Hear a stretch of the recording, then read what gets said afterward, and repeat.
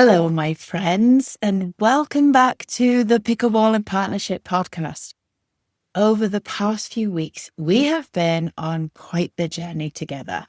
We talked about having a conversation with my mom, which was so beautiful, almost 30 years since she left this earth. Oh my gosh, I so enjoyed that episode. And then we explored grief and what no one tells us about navigating loss. And last week, I shared the story of how my life changed almost overnight. I lost my mum. I discovered I was pregnant 2 days later. I started a new job 5 days later and welcomed my younger brother into our home after my mum had died. And after that episode, so many of you reached out and said something that really stayed with me. You said, I don't even recognize the person I used to be. And I think that might be one of the loneliest places to find yourself. I know for me, I really found that incredibly lonely. Not because you've done anything wrong, but because you've changed. And I really felt this because I had changed after I became a motherless mother. I was a different person. And so today, I really want to talk about something that we don't often acknowledge, and that is what happens after we grow. What happens after growth, after the healing, after the grief, after the life transition, when one day you wake up and quietly think, oh, okay, who am I now? So when we think about grief, we think about losing people. We think about not having those that we are so close to, those that we love, those whose lives we are so intertwined with. We think about them not being around anymore, grief. But what if I told you this, that every meaningful transformation asks us to grieve? So it's not only the people that are no longer here with us, but it's also our identities. It's also the version of you who needed everyone's approval, the version of you who stayed quiet and didn't speak up for herself, the version of you who worked yourself into exhaustion, the version of you who believed that you weren't enough, or the version of you that never asked for help and did it all yourself. Put my hand up to that one for sure. Or what about the version who thought she had to earn love? Those identities don't disappear overnight. Yes, they slowly loosen their grip, and then letting them go can feel actually surprisingly painful, because even unhealthy identities feel safe when we've lived inside them for decades. It's that nervous system regulation where what feels familiar feels safe, even if it's unhealthy, even if it means we don't speak up for ourselves, even if it means that we stay quiet and we put everybody else's needs before our own. And sometimes I wonder, what would my life look like if I had stayed asleep? What if I had never questioned my beliefs? What if I had stayed in nursing until I retired? What if I never became curious about why I reacted the way I did, what my triggers are, why I was responding in the way that I was responding, what certain situations triggered me, or why I found it so hard to receive, why I always wanted to rescue people? And when I sat with this and I thought about it, I thought, well, life would probably have looked quite comfortable. It would certainly have looked and been very predictable and respectable, but I don't think it would have felt alive. In fact, looking back now to just before I woke up, I didn't feel alive. I love my job. I love what I did. I love my family. I love the connections.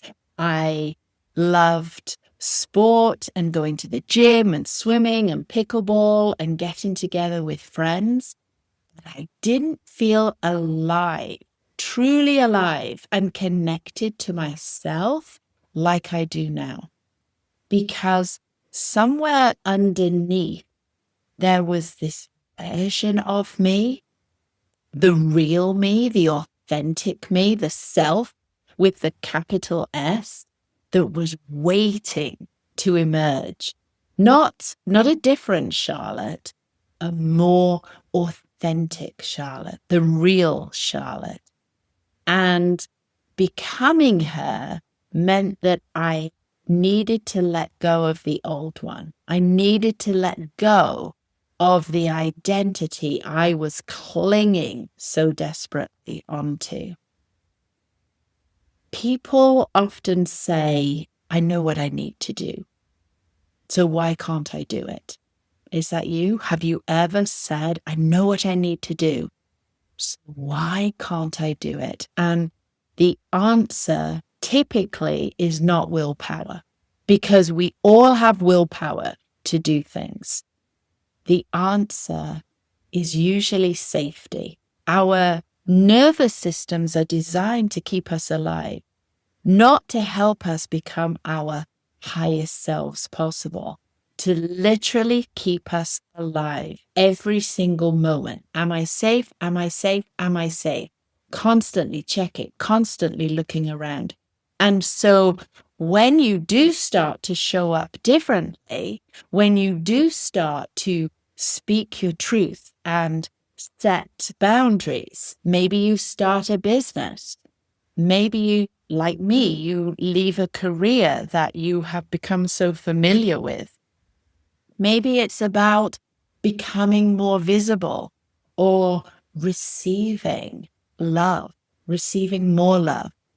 In those moments, your nervous system often whispers, uh-oh, alert, this feels dangerous. And then it may get louder and louder until it's shouting at you, alert, alert, abort, this is not safe, this is dangerous, this is life and death.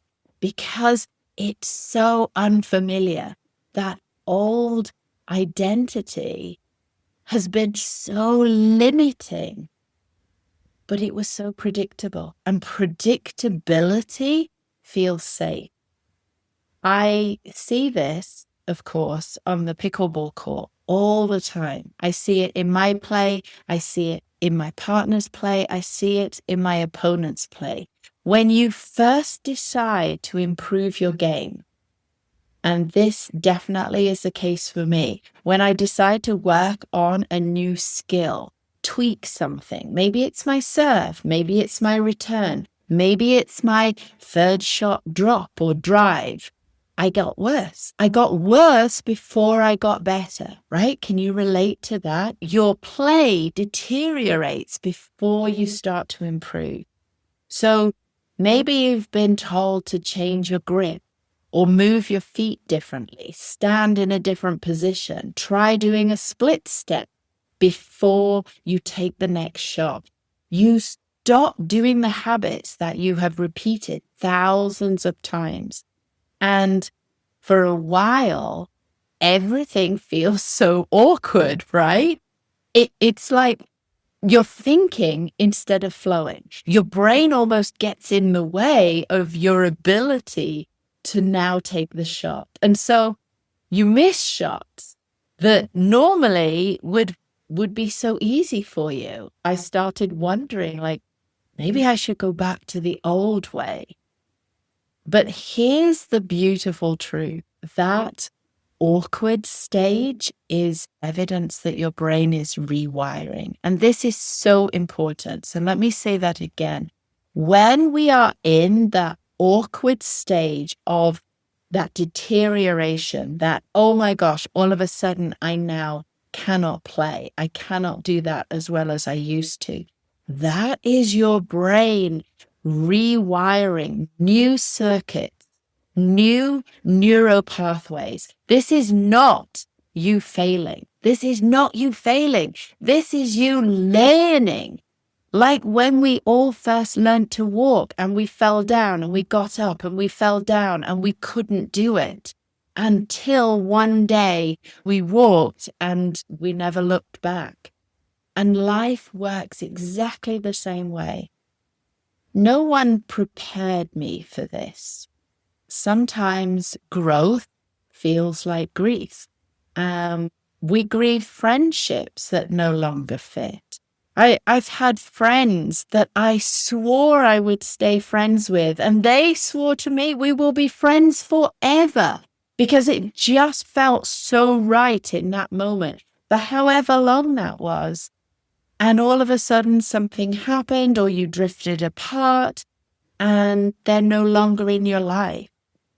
And we grieve that friendship. We grieve the idea of what the friendship used to be and it no longer is now in this moment. We grieve different ways of thinking. The way I used to think 10 years ago is not the way I think now. The way I thought in my 20s or in my teens is not the way I thought in my 30s or my 40s. We grieve old dreams that we had. I had this incredible dream that I was going to leave nursing in my 20s and I was going to become a scuba dive instructor in Florida, in Boca Raton. I had it all set up. I was going to live in Boca. I was going to spend part of my time in Key Largo, and I was going to teach scuba diving. And part of me, if I'm honest, still clings on to that dream because it was so alive for me in that moment. And actually what happened was I met Neil and I fell in love and I didn't want to move to Florida. I wanted to stay in England. But there's this little part of me that still thinks, oh, I wonder what that would have been like. And we also grieve roles. We grieve expectations. We grieve versions of ourselves. There have been moments over the past few years when I've looked back and missed. Really, I've missed the woman that I used to be. Not because I want to be her again, but because she was so familiar to me. She knew the rules. She knew how to play the game. She knew how to keep everyone happy. She knew how to avoid disappointment and to stay small. And then there's another part of me that whispers, but she wasn't free. She wasn't. She really wasn't free. In my coach training, we spend a lot of time exploring where these identities began. We connect with our inner child because children are brilliant adapters. We become who we need to be to feel loved. We become who we need to be to belong. And maybe you became the good girl or the achiever or the peacemaker, the caretaker. Maybe you became the invisible one or the perfectionist. Yeah, that was me. And none of these identities were wrong. They were actually very intelligent at that time. They really, truly served a purpose because they helped you survive. And here's what I want to say. Survival is not the same as living. Surviving day to day is not living to your fullest. And adulthood really gives us the opportunity to lovingly thank those parts, thank those little ones within us, and make a different choice.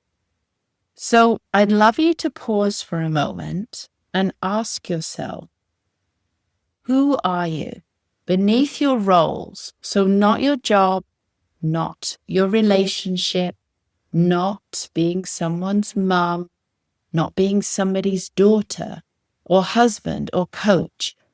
Who are you?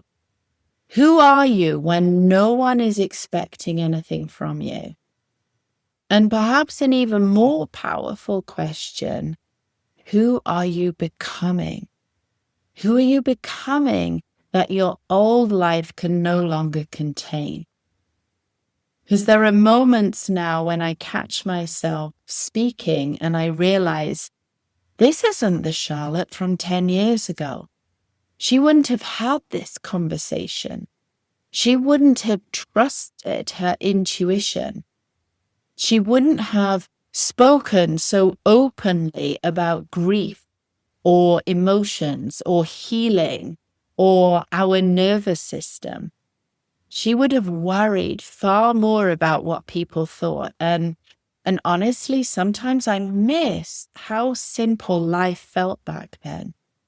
Until I remember it wasn't simple. It was so small. It was so confining. I felt imprisoned and constricted. So maybe that's where you find yourself today. Maybe you feel uncomfortable. Maybe there's a part of you that feels restless, like your old life doesn't fit anymore. Maybe you've been wondering, what's wrong with me? What if there's nothing wrong? What if you are simply standing between two identities? One that's too small to hold who you've become, and the other that's asking you for your courage. So here's my invitation for you. Don't rush this season. Don't mistake discomfort for failure. And don't assume that uncertainty means that you're on the wrong path, because sometimes uncertainty is the place where we create the most authenticity. Perhaps you're not lost. Perhaps you have simply outgrown the person that you were yesterday. And that discomfort that you're feeling is not a sign for you to go back. It's not a sign for you to go back to sleep, to continue playing small, to continue not speaking up for yourself. What if that discomfort is a sign that you are becoming? So thank you for spending this time with me today. And as always, if this episode resonated, I would love you to share it with someone who maybe feels like they're in that in-between space where the old version of themselves doesn't fit anymore and the new version hasn't quite fully arrived yet. And if you'd like to continue the conversation, come and connect with me on Instagram at _Charlotte Dukes or on Facebook, or send me an email or a text. I'd love to hear from all of you about who you're becoming. So until next time, take a deep breath, trust the process, and remember you don't have to have all the answers today. And sometimes the greatest growth happens when we sit in that quiet, get curious, and ask ourselves the questions. You're all doing beautifully.